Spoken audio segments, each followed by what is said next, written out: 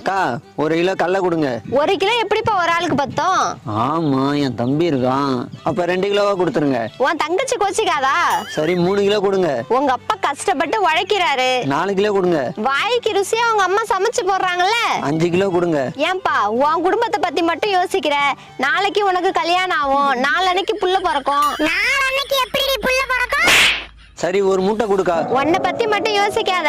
நாளைக்கு உன் தம்பிக்கு கல்யாணம் ஆகும், உன் தங்கச்சிக்கு கல்யாணம் ஆகும். மொத்தம் எவ்வளோக்கா இருக்கு? 10 மூட்டை தான்ப்பா இருக்கு. சரிக்கா, நான் போய் ஆட்டோ எடுத்துட்டு வரேன். இதெல்லாம் தொழில் ரகசியம்டி.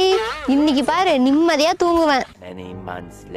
அக்கா, இவனை எங்கேயோ பார்த்த மாதிரி இருக்கே. நான் தான்க்கா உங்ககிட்ட கடலை வாங்கிட்டு போனேன்ல. இப்ப கடலை மிட்டாய் பிசினஸ் ஆரம்பிச்சிட்டேன். மாசம் 1 லட்ச ரூபா சம்பாதிக்கிறேன். எல்லாம் உங்க கைராசி தான். 1 கிலோ கடலை வாங்க வந்தவன ஒரு தொழிலதிபர் ஆக்கிட்டியடி. உனக்கெல்லாம் இனிமே தூக்கம்